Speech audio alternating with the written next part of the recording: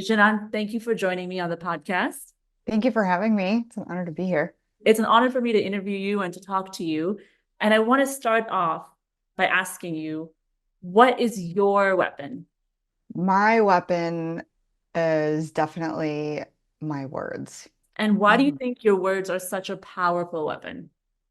I think words are an art form, and I think an artist's job, particularly in the context of a revolution, which is what I think everybody can agree that we are experiencing right now is a humanitarian revolution, is to make people feel something. When people are so overwhelmed by nonsense words, which is what we're being fed through propaganda and mainstream media and the news, I think it's important that an artist who uses, an outlet like their words helps people reconnect their soul to the things that they're reading.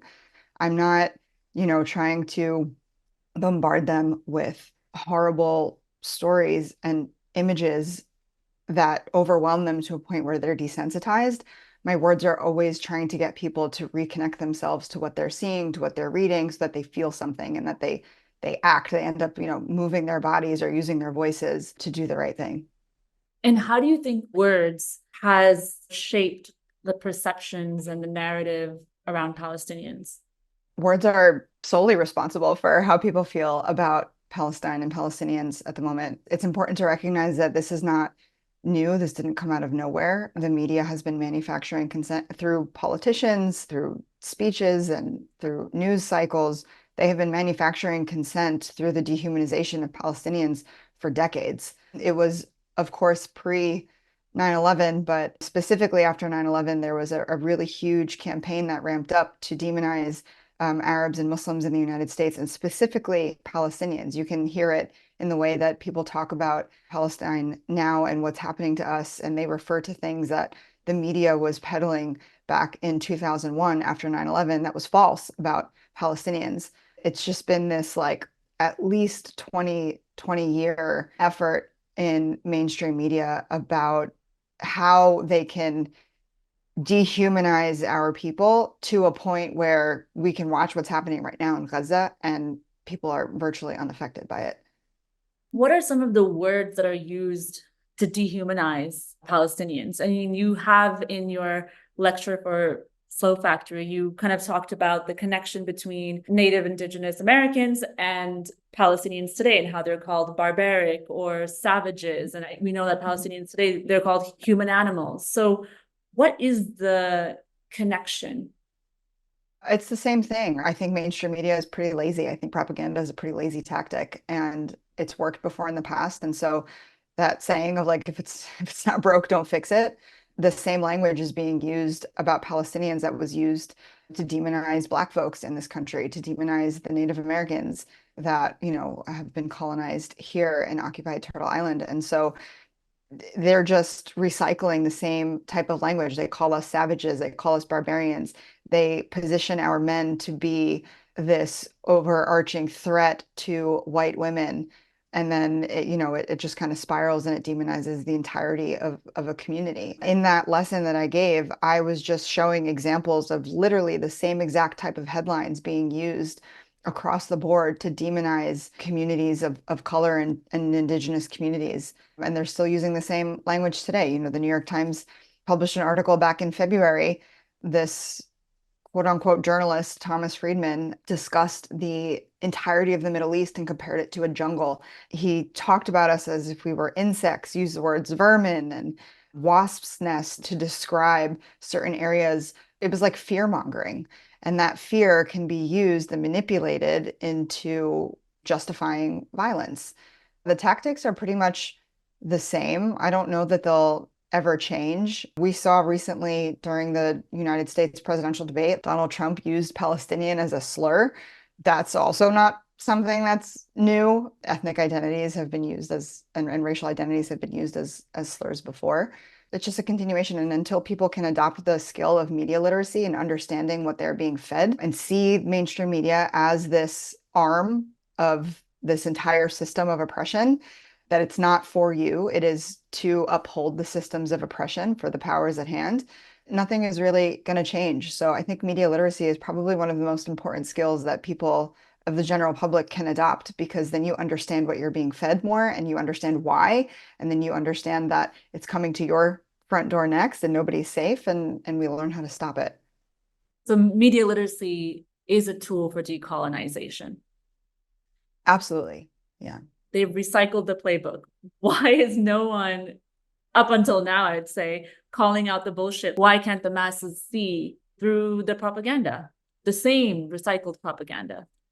Yeah, I think there's a couple of reasons for that. One of them is that they keep changing the people involved, so it makes it a little bit harder to see. Specifically in the context of Palestine, there is this belief that anti-Semitism needs to be front and center of the Free Palestine movement, and insinuates that Palestinians have an anti-Semitism problem. After the successful, horrible propaganda of the Holocaust and World War II, people are fearful of being called anti-Semites or standing up for Palestine without talking about anti-Semitism. And it's put us in a position of people being afraid to talk about Palestine, being afraid to listen to their gut, their instincts, and say that what they're watching happen is wrong, because they're being told that this is in the name of Judaism, that this is, only to keep Jews safe. When things like that are at play, you're tapping into people's fears, you're weaponizing historical context, and past atrocities to justify a current one. And then another thing is that, we live in a very consumerist world, and the longer that you can keep people distracted, the less likely they're going to be curious about things happening around them or things happening in their name. And it's no accident or mistake that the United States is like the entertainment capital, or one of the entertainment capitals of the world. I think a lot of that is to keep people distracted so that they don't learn, so that they don't understand, what type of society we live in, and what's happening with their money, and, what's happening while their attention is on something else.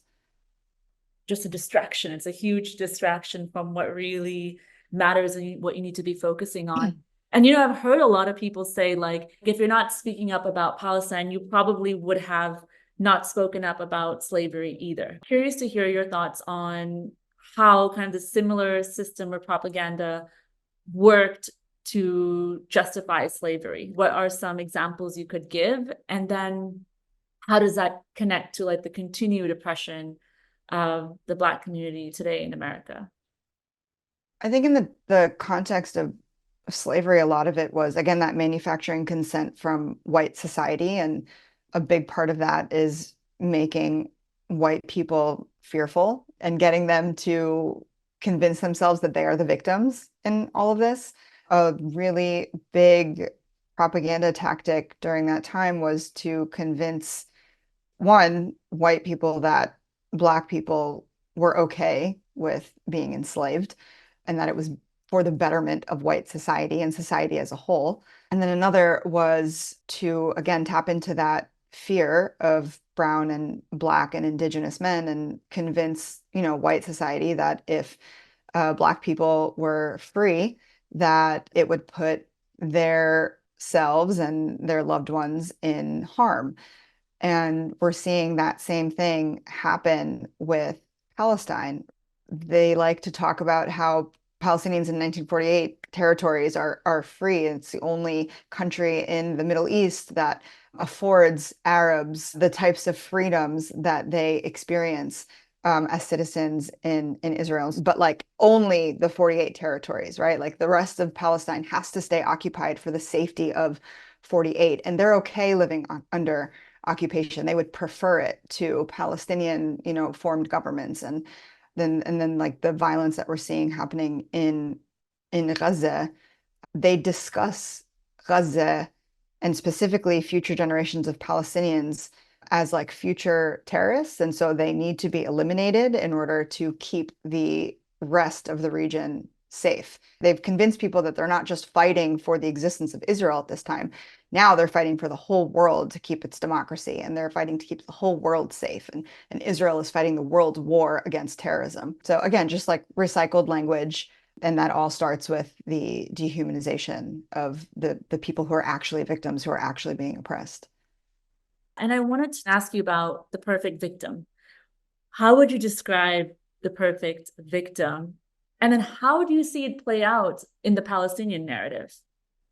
Yeah, so the perfect victim is this idea that you cannot show empathy for someone who is a victim of oppression or systems of oppression unless they have a completely clean track record, or if there's nothing else, there's no justification for their murder or their oppression.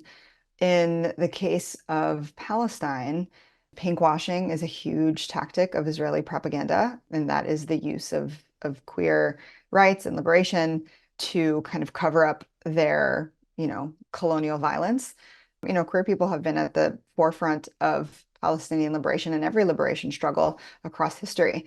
And so it's important to recognize that. You would hear this propaganda being dispersed, especially online, where, oh, if you were queer in Gaza or if you were queer in Palestine, they would kill you or throw you off a roof, without recognizing that like queer people, queer Palestinians exist, and they are being actively murdered by Israel as well. Like there is no differentiation.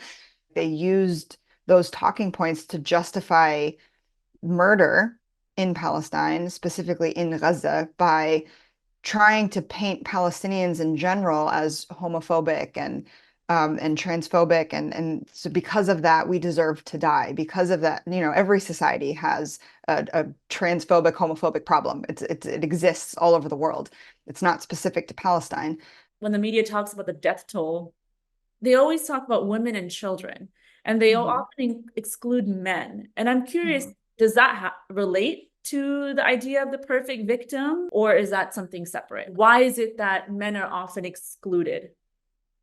Yeah, that's actually a great point. It absolutely relates to the perfect victim. People are more likely to sympathize with women and children because men, especially brown, black, and indigenous men, have been so demonized that people cannot fathom that they also deserve life, that they deserve happiness and safety and dignity. And so it kind of correlates to this idea that all Arab Muslim men, specifically Muslim Palestinian men, are connected to terrorism.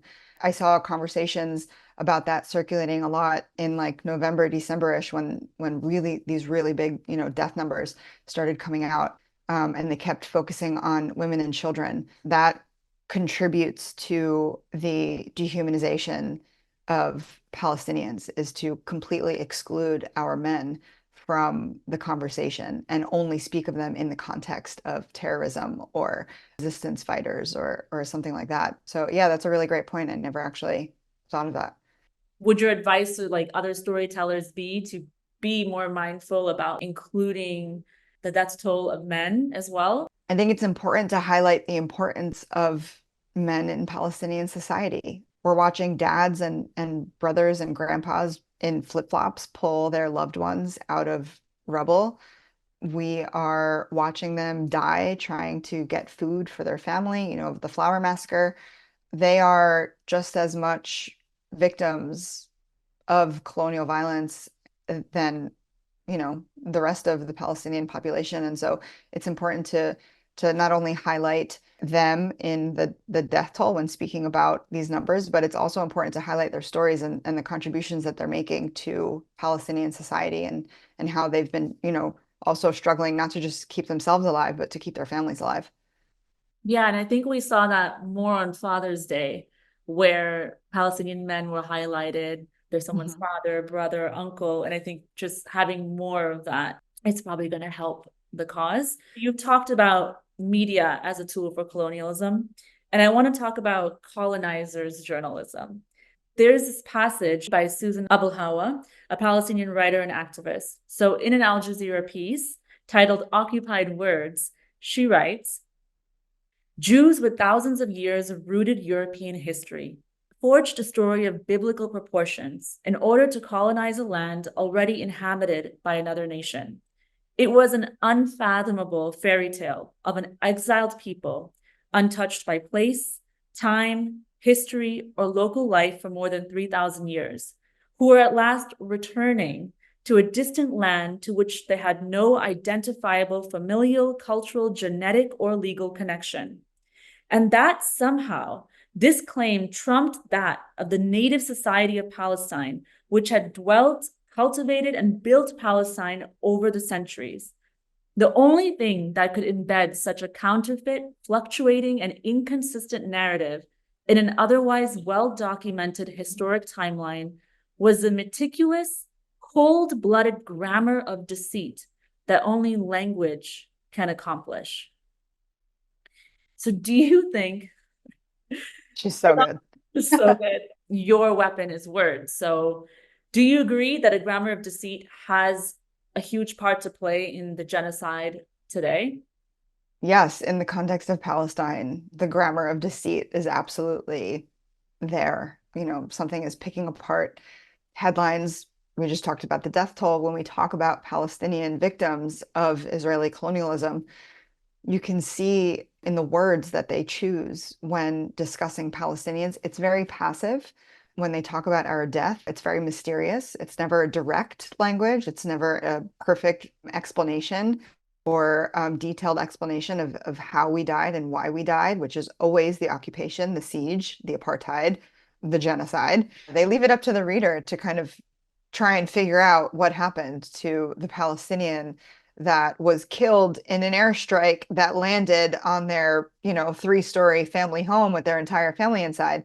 And they use words like died or passed. They never clearly give people the context that they need to understand what's happening in Palestine to Palestinians. However, when they talk about Israelis or Israeli victims, they use very detailed language. They tell you exactly what happened in the headline because, I think it's a crazy number, like 60% of people don't read past a headline in the first paragraph of a news article. And so it's very calculated, the language that they use in a headline and the subtitles in the first couple of sentences in an article, because they know that that's all that most people are going to read. So when in the context of speaking of, Israelis, if one of them is killed in a stabbing incident, they say that, and they make sure to say a Palestinian stabbed an Israeli, and that's how this Israeli died.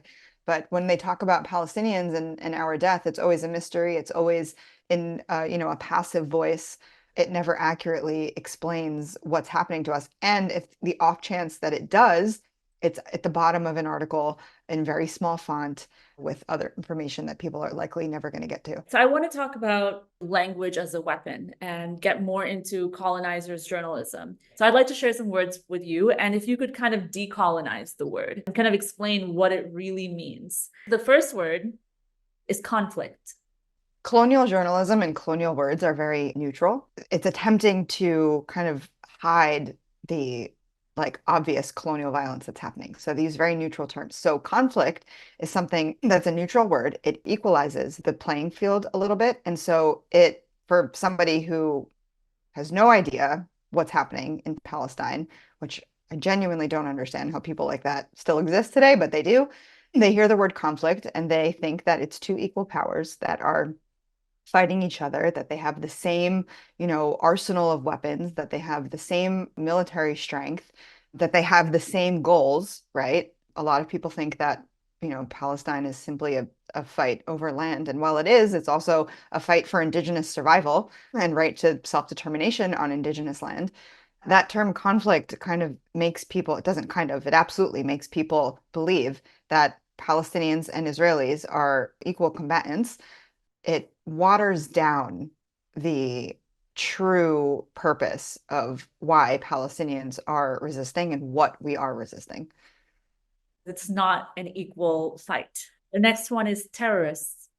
I am now of the group of people that believes terrorists is a racial slur because it is solely reserved to describe brown people, specifically Muslims, specifically Arabs, specifically Palestinian. They have made people believe that terrorism and terrorist is a foreign entity. It's made in the Middle East or in that region when it's actually a domestic issue. Terrorism is manufactured by the United States, by Europe. Colonialism is terrorism, but it's always ever used in the context of specifically the Muslim world. And that's why I brought up 9/11. Terrorist and terrorism became a really big buzzword during that time. That was done on purpose so that in 20 years, over 20 years, almost 30 years, that people kind of latched on to what the media was telling them a terrorist looked like and where terrorists come from.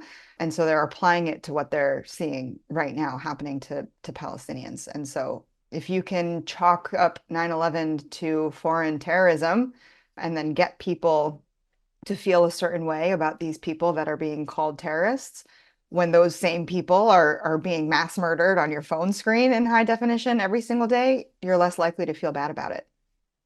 And what would you use instead? You say the resistance. I mean, I use the word resistance. Every resistance group, every resistance fighter was deemed a terrorist by whatever empire they were fighting against at some point in history. So I do believe that in 10 years from now, I don't think it'll take the usual, 60 years.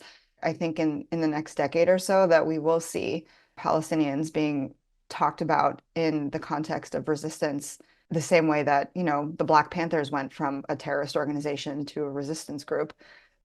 I have a few more words, but I'm going to read them all out and you can just pick whichever one like gets under your skin the most. Here goes. Self-defense, separation wall / security fence, evictions, checkpoint, neighborhoods, and security zones. Oh, I think I'm going to go with self-defense. That was like the one I actually wanted to ask. Yeah.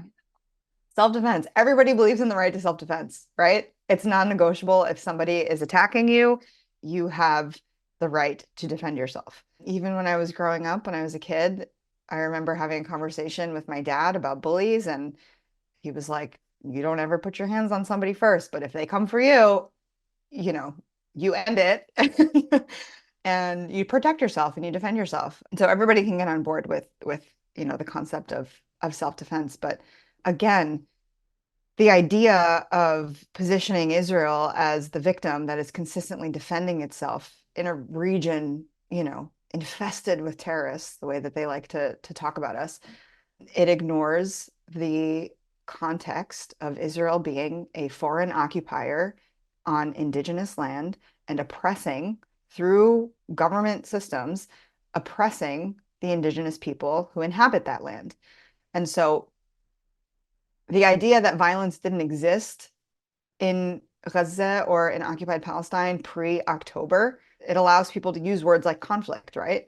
It was not peaceful before October 7th. Gaza had been under siege for the last 17 years. Palestine has been occupied for the last 57 years. A foreign invader by the name of Israel has existed in indigenous Palestinian land for the last 80 years.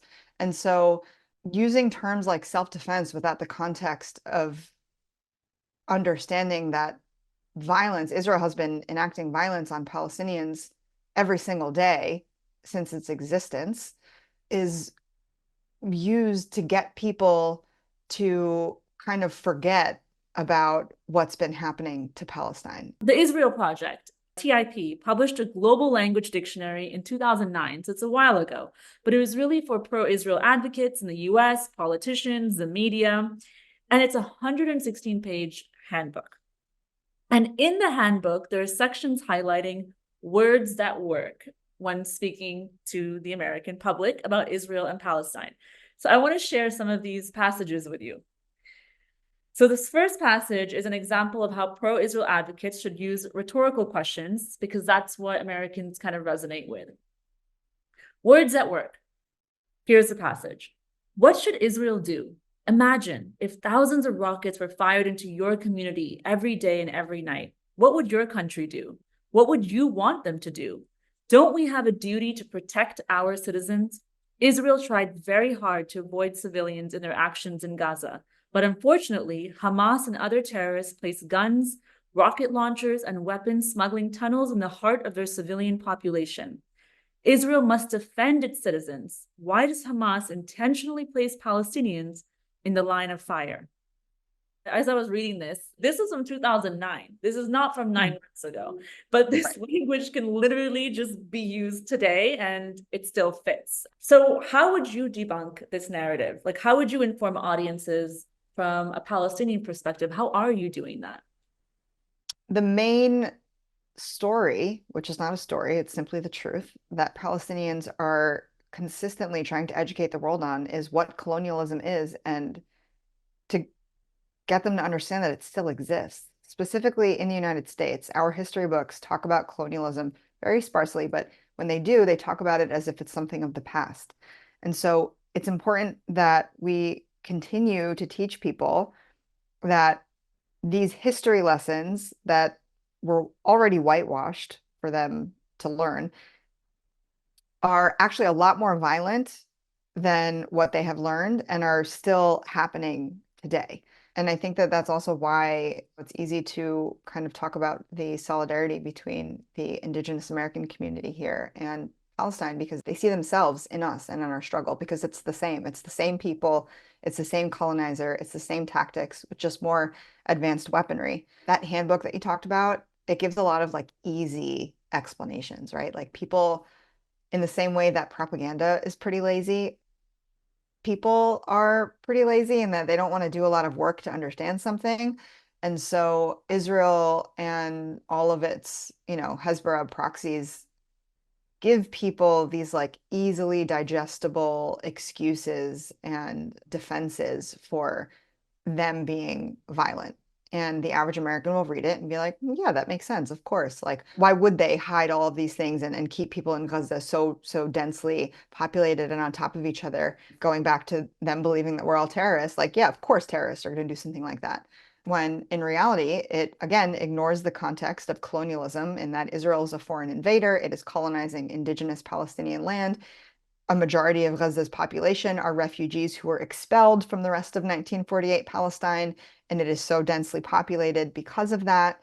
It just like ignores the truth. It ignores the bigger picture of what Palestine is. And again, everything that has to do with Palestine, it needs to center colonialism. Every conversation that people are having about Palestine needs to center colonialism, because people are not going to understand it. If they continue to think that colonialism is a thing of the past, they're never going to be able to understand what Palestine is and why we're fighting.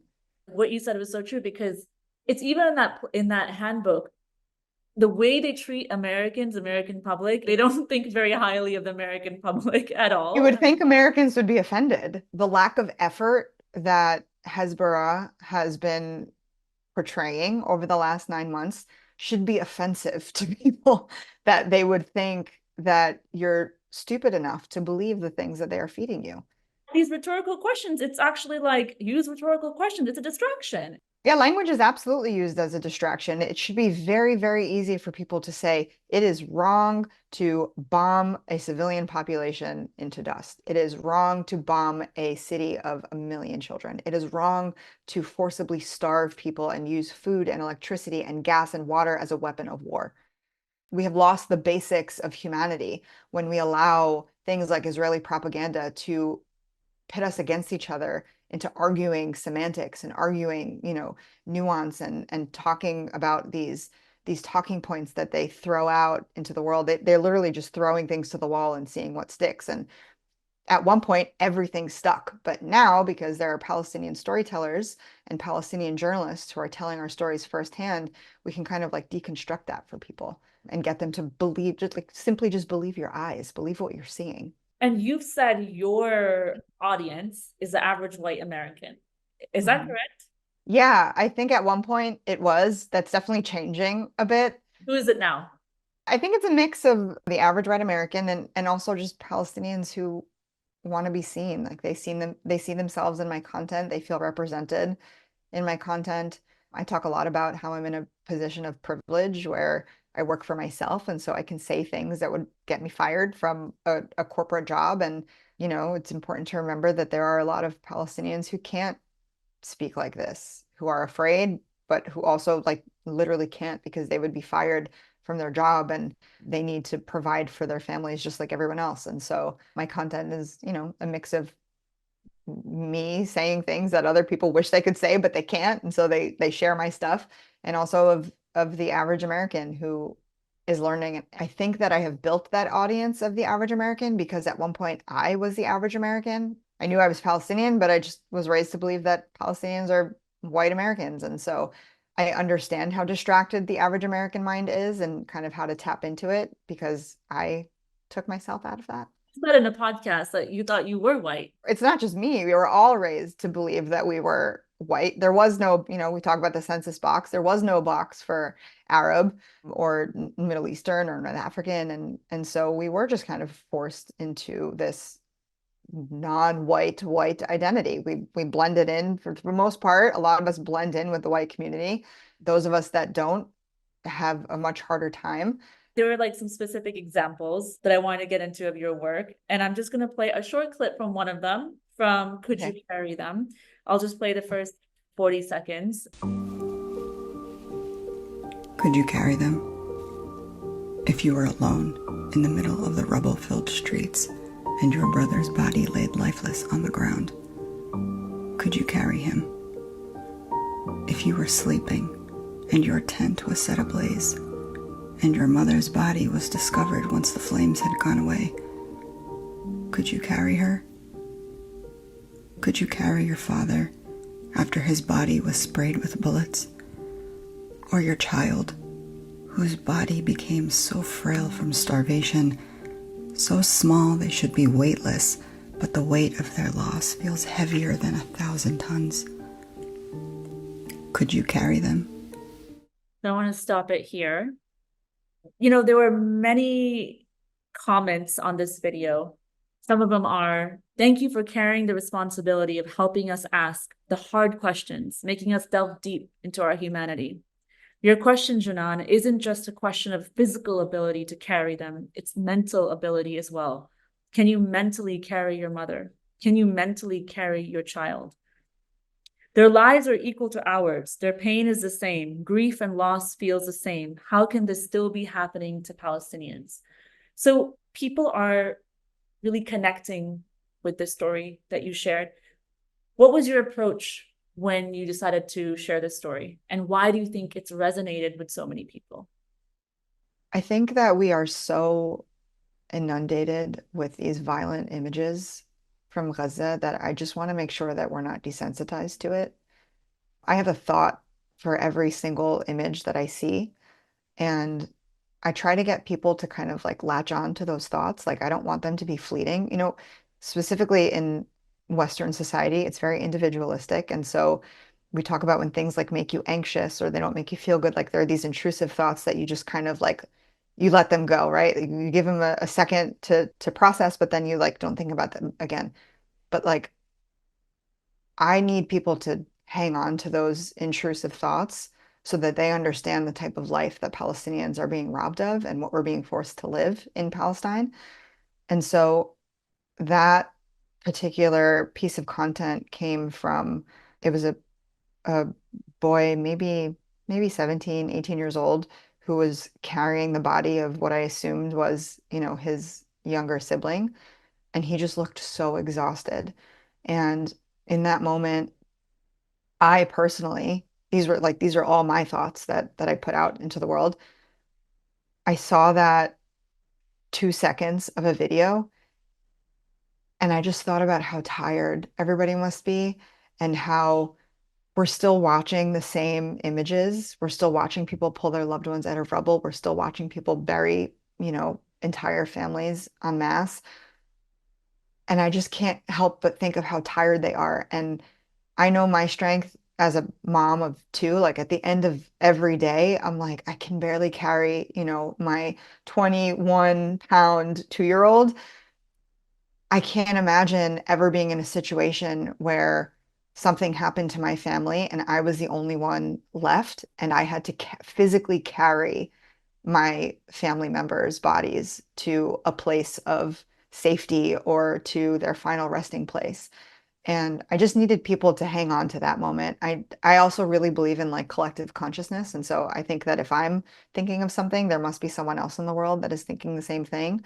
And so it's just constantly trying to tap into that collective consciousness and getting people to be on the same wavelength as me and to feel as deeply as I do and as other Palestinians do about what's happening and get it to relate to their own lives and to get them to think about something that they have had the privilege of not having to think about before, right? Like the average American has not had to think about, what they would have to do if their neighborhood was blown up and they were the last one in their family left, where their family's bodies would be or where they would go, or if they can pick up, this piece of concrete. I think about it all the time. If my child, God forbid, was ever under rebel, could I figure out the physical strength to pick up pieces of concrete to try and free them? I don't know the answer to that, but it's something that I think of every day. And so I don't think anybody deserves the privilege of not having to think about these things anymore. Hearing you speak, do you feel like every time you share a story, especially one like this, that it's kind of like a catharsis, like you're cracked open a little bit more? Like, is it an emotional journey each time? Yeah, it's very emotional for me. I feel like I'm kind of bearing my soul for the world. I'm grateful that it's being received the way that it is. I hope it's helping people. Every time I hear that it is, it helps me, put out the next one. It's a very painful process, and I think it's the absolute least that I can do is to keep myself kind of like mentally in pain for my people, given what they're physically experiencing. I feel like I kind of have to sit in this pain and in this trauma so that I can continue to create, so that I can continue to make sure that people are still feeling and not being desensitized, to make sure that it doesn't go away, so that I don't become desensitized to what I'm seeing, so that this is never normal for me. It's like constantly staying angry. Like you got to be Mhm. angry and then turn that anger into a piece like this. I've never been this strong in my writing Yeah. before. I've never been this powerful with my words. I've never been this sure of my art. And I think it's because I'm allowing myself to feel it. And I think that this world has lost a lot of its soul. It's lost a lot of its feeling. And in turn, we've lost a lot of art that makes people feel. And so we need to get back to that. Like when I feel it, when I'm connected to it, that's when you can put forth an art for other people to connect with as well. Mhm. I want to kind of move it forward in terms of other people who want to share stories about the Palestinian cause. How can they do it? I think always centering Palestinians in our stories is the most important thing. If you want to start, creating content about Palestine, make sure that the Palestinian story is at the center of what you are, putting out. The most important thing is to just keep your heart in it. I think that we, especially in the West, have been convinced that your heart is an emotional organ, that it kind of misguides you or leads you into turmoil. And so if you can keep your heart at the center of it, your content will always feel genuine, and it will always connect to people. It will always reach people that need to be reached. Again, the collective consciousness, and believing that, like, whatever you have to put out there, someone needs to receive it. And so believing that amplifies your own confidence in your work, and it makes it better. You talked about Indigenous storytelling. You mentioned it a few times. How can like Indigenous people, people from the global South, come together in terms of storytelling to advance like everyone's cause, for everyone to kind of rise up? Are you seeing ways in which people are doing this or can do this? Collective liberation is tied to each other. It's exactly what it means. Like, it's collective. That phrase of no one is free until we're all free is absolutely the truth. And so it's remembering the similarities and seeing the similarities and recognizing yourself and other people's struggles and caring about them as much as you care about your own struggle. Even if you don't, personally, if it doesn't personally affect your life, or if you can't personally relate to it, find a way. We're all connected. We are not on this planet just to, make money and care about our own families and ourselves and have these fancy vacations and these fancy materialistic things. And like, there is no meaning to a life like that. We are all here. We are visitors on this planet, and Indigenous thought revolves around caring for this planet and protecting it and understanding the need for it. We need this planet. If we want to survive as a human, race, we need this planet. We need to stop destroying it. And colonialism in every part of the world that it has touched is destroying this planet. And so understanding that that is the connector in all of our struggles, I think we'll learn how to dismantle it. I do want to ask you this about the permission to narrate, a term coined by Edward Said and an essay written by him. Why is the permission to narrate given to those who are the oppressors? Why is the permission to narrate given to those who murder and displace? And how are you and how can other Palestinians and Indigenous storytellers reclaim the narrative? That's a really good question. I don't know if I know the answer to that. I think people are really attracted to power, and I think colonizers currently have the physical power over, indigenous folks around the world. Do you know how we can take that power back? Is it through storytelling? How do we reclaim the narrative? Is it just being louder and being more confident? You've given so many people permission to narrate. If you just say like "fuck Israel," like I feel like I Yeah. can say that now, You can because say it? Yeah, okay, cool. I will say that more often then. yeah. Yeah, it's just giving each other permission to say the things that we've been told we can't say. For a very long time, Palestine felt like a dirty word. Like now, so many people can say Palestine, they can say Palestinians, they can claim publicly their support for Palestine and for Palestinians. And so the more that we tell these stories and the more confident that we are in telling our own stories, Palestinians in diaspora have a huge responsibility here to get people to understand our story and help them feel comfortable in talking about it. If we can't talk about it ourselves, how can we expect other people to talk about it? I think that plays a huge role in like reclaiming that power and taking back that permission to narrate. It's recognizing that we have the ability to do it, that we can tell the story differently, more effectively, with more truth and more heart. And that kind of takes that power back from the colonizer. Let's learn and let's reclaim and let's share. Empowering. It's also so important to like recognize that you know what you know. Yeah. You know the truth. And no matter how many times colonizer propaganda attempts to gaslight that truth out of you, you have to hang on to it. You have to grasp to it. And that's why I talk about Indigenous storytelling being a valid form of recorded history, because the stories that my grandfather tells me, I know that those stories are real. I know that what my government and the Israeli government says about the Nakba in 1948 is not true, because my grandfather lived it and experienced it. And what he says matters and what he says holds weight. And so it's hanging on to those truths and understanding that like the truth is embedded in your DNA as an Indigenous person. It helps you regain or reclaim that confidence to share these stories out loud and say, no, you know what? No matter how many billions of dollars you have put into putting out this story, it still does not hold value to the actual truth. What is the first step to media literacy? What do we start doing? Do we start listening to Palestinian voices? Do we start reading the history books? How do we get to that point? I think the first step to media literacy is that recognition of Indigenous storytelling as a valid form of communication, a valid form of receiving history, receiving information, and sharing news.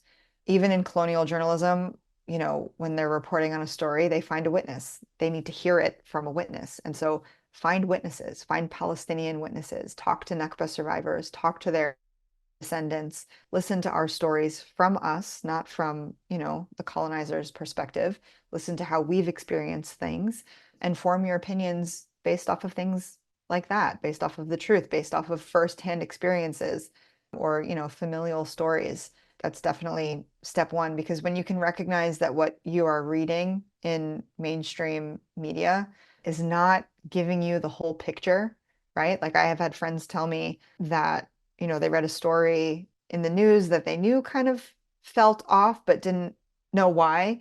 And then they remembered a story that I told them and they realized the missing context. And when there's context missing, there's usually an agenda at hand. Indigenous storytelling doesn't have an agenda. It's just telling you what happened. It's just recording the truth. It's just recording history for us to be better, to do better, to better our future generations and to ensure our survival, essentially. There is no other agenda to Indigenous storytelling. So when you can recognize that as truth and you can, when you can see the value in that, you learn to like deconstruct what you're being fed by colonial journalism and you start to feel icky about things when you read them, right? That was something that I really relied on when it came to all of the false narratives of October 7th and how they claimed that Palestinians were using, sexual violence as a weapon of war, that there was like this organized, ring of sexual violence.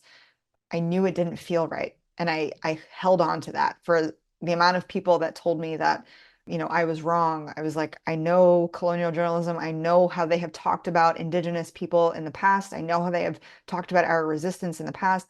This doesn't feel right to me. And I held on to that truth and took a couple of months, but now it's finally coming out that all those stories were bullshit. Jenan, thank you so much. Really. Thank you. This was really wonderful. You're an No, incredible interviewer. thank you.